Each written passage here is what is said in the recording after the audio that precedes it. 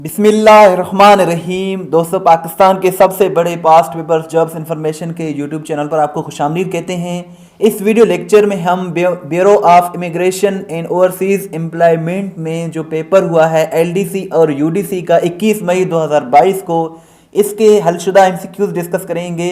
इस video lecture की PDF भी अवेलेबल है, एंड तक लाजमी देखिएगा, यकीनन आपको बहुत कुछ सीखने को मिलेगा। फर्स्ट क्वेश्चन की अगर हम बात करें तो फर्स्ट क्वेश्चन कुछ इस तरह से था, Khilafat movement was launched in the subcontinent in which year. So Khilafat movement 1919 में इसे लॉन्च किया गया था। ये एक मजहबी और सियासी एक तहरीक थी जिसे ब्रिटिश इंडिया में मुसलमानों ने आगाज़ किया था।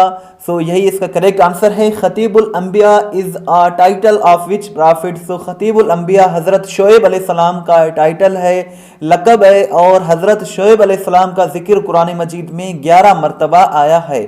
South Asian association for regional cooperation, जिसे हम सार्क भी कहते हैं, इसके कितने मेंबर्स हैं? So it has 8 members. इसके 8 मेंबर्स हैं, जिसमें अफगानिस्तान, बांग्लादेश, भूटान, इंडिया, नेपाल, मालदीव और पाकिस्तान, श्रीलंका भी शामिल हैं। इसको 1985 में इस्टेब्लिश किया गया था। काठमांडू नेपाल में इसका हेडक्वार्टर है। आगे बढ़ने से पहले छोटी सी रिक्वेस्ट है कि चैनल को ज़रूर सब्सक्राइब करें, बिकॉज इस तरह की वीडियोस हम डेली बेसिस पर बनाते रहते हैं। Next question is the largest planet of the solar system is. So Jupiter जो है ये लार्जेस्ट है हमारा प्लैनेट सिस्टम में, लार्जेस्ट सोलर सिस्टम में लार्जेस्ट प्लैनेट है।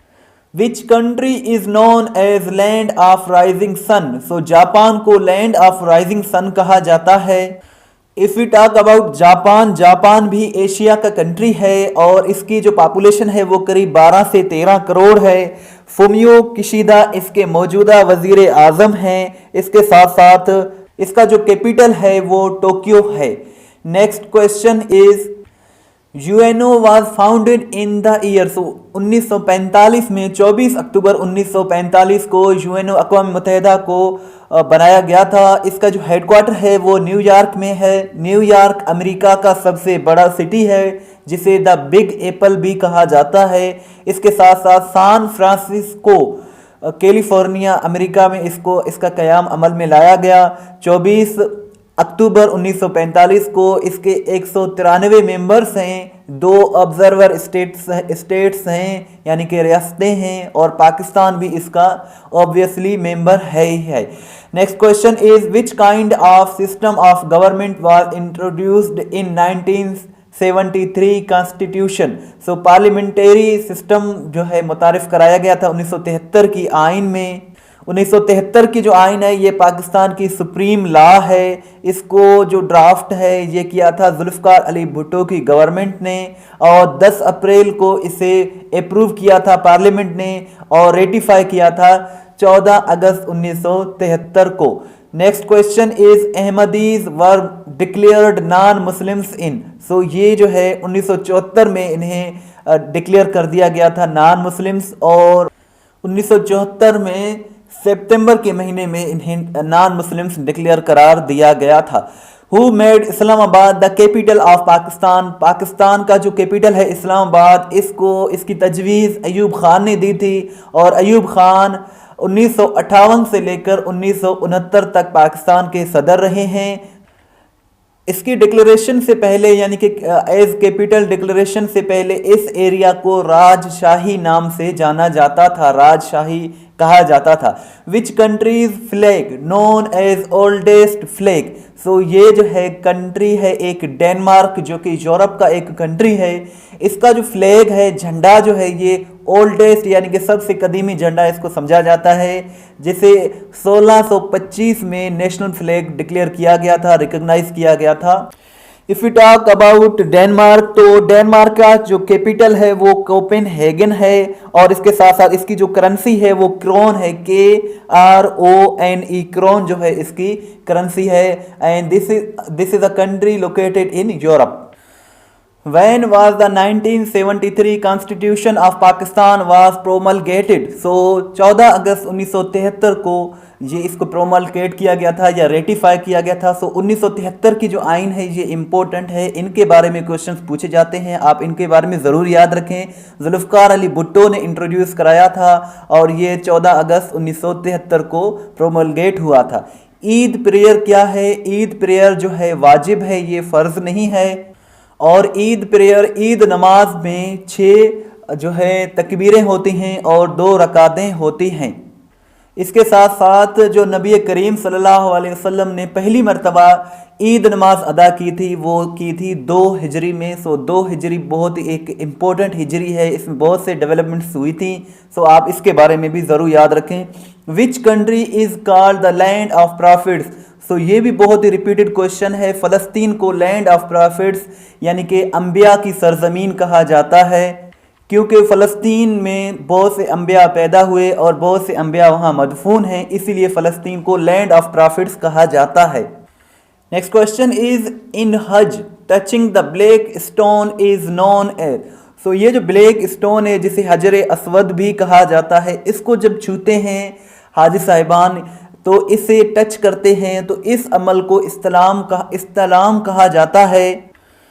और जो सफ़ा और मरवा के दरमियान जो चक्कर लगाते हैं, जो थोड़ी सी दौड़ लगाते हैं, उसे जो है कहा जाता है सई और इसे इस्तिलाम कहा जाता है। और डेविल को जो स्टोन मारते हैं यानी कि जो पत्थर मारते हैं उसे क्या कहते हैं वो आप मुझे कमेंट सेक्शन में काइंडली बताएं। Al Hudaibiya treaty was scribed by? So Al Hudaibiya treaty को लिखने वाले शख्सियत का नाम हज़रत अली करमुल्लाह वजह है और ये इस्लाम के चौथे खलीफा थे।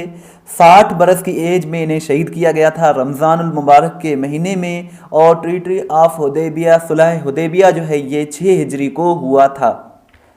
Name the wife of prophet Muhammad peace be upon him who was the daughter of हज़रत उमर रज़ी अल्लाह ताला अन्हा? सो हज़रत उमर रज़ी अल्लाह ताला अन्हा की साहिबजादी थी हज़रत हफ्सा रज़ी अल्लाह ताला अन्हा। और हज़रत हफ्सा रज़ी अल्लाह ताला अन्हा जो थी ये नबी करीम सल्लल्लाहु अलैहि वसल्लम की ज़ौजा थी, उम्मुल मोमिनीन थी। और ये जो शादी हुई थी इन दोनों के दरमियान 3 हिजरी को हुई थी। The angel who delivered messages to prophet Muhammad सल्लल्लाहु अलैहि वसल्लम फ्रॉम अल्लाह वाज? सो ये हज़रत जिब्राइल अलैहिस्सलाम थे जो के लाते थे अल्लाह का पैगाम पैगंबरों की तरफ, नबियों की तरफ लाते थे। सो हज़रत जिब्राइल अलैहिस्सलाम थे ये। हज़रत जिब्राइल अलैहिस्सलाम को फरिश्तों का सरदार भी कहा जाता है। जो इसराफील हैं ये क़यामत के दिन सूर फेंकेंगे। सो ये जो 4 फरिश्ते हैं बहुत ही इम्पोर्टेंट, आप इनके बारे में ज़रूर याद रखें। इज़राइल जो है ये रूहों जो सोल्स हैं, रूह निकालने के लिए हैं। हज़रत इज़राइल अलैहिस्सलाम, हज़रत जिब्राइल अलैहिस्सलाम अल्लाह का पैगाम लाते थे।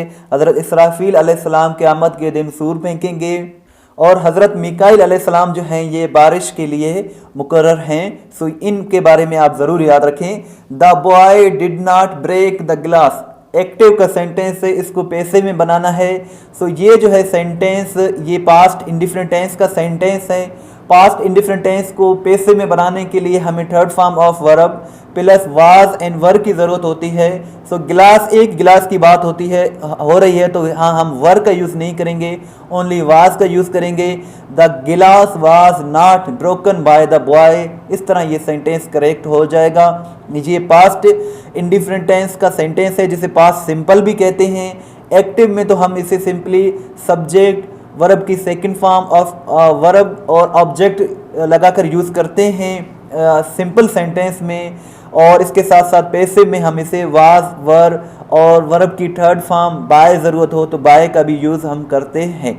नेक्स्ट क्वेश्चन कुछ इस तरह से है, I am looking forward for admission dash in private और गवर्नमेंट कॉलेज।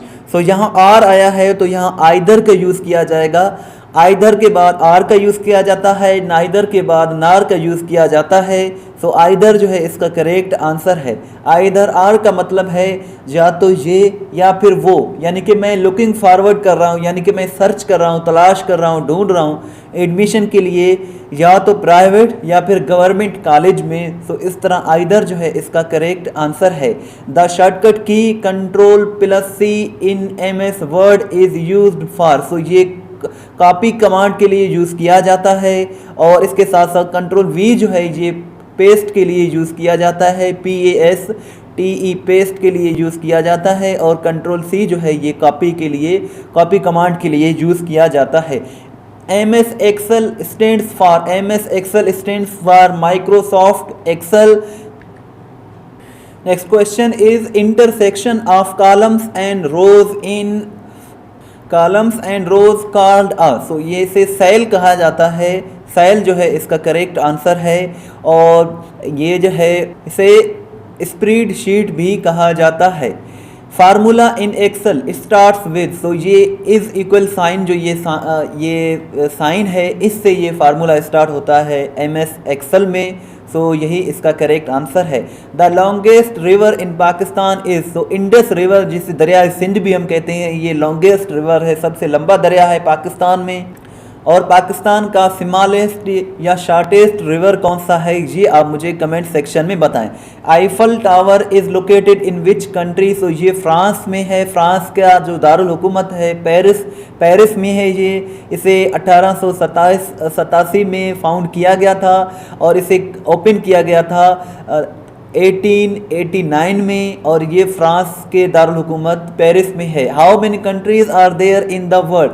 सो दुनिया में 7 बड़े आज़म हैं, 7 कॉन्टिनेंट्स हैं, जिनमें Africa, America, Antarctica, Asia, Australia और यूरोप शामिल हैं। पाकिस्तान एशिया में है, एशिया के साउथ एशिया में है। अगर सबसे बड़े आज़म, सबसे बड़े कॉन्टिनेंट की बात करें तो सबसे बड़ा कॉन्टिनेंट एशिया है, दूसरे नंबर पर बड़ा अफ्रीका है, तीसरे नंबर पर नॉर्थ अमेरिका है, चौथे पर साउथ अमेरिका है, पांचवें पर अंटार्कटिका है, छठे पर यूरोप है, और सबसे जो छोटा कॉन्टिनेंट है वो ऑस्ट्रेलिया है। सो इस तरह आप इन सब को याद कर सकते हैं। इन सब के बारे में क्वेश्चन पूछे जाते हैं।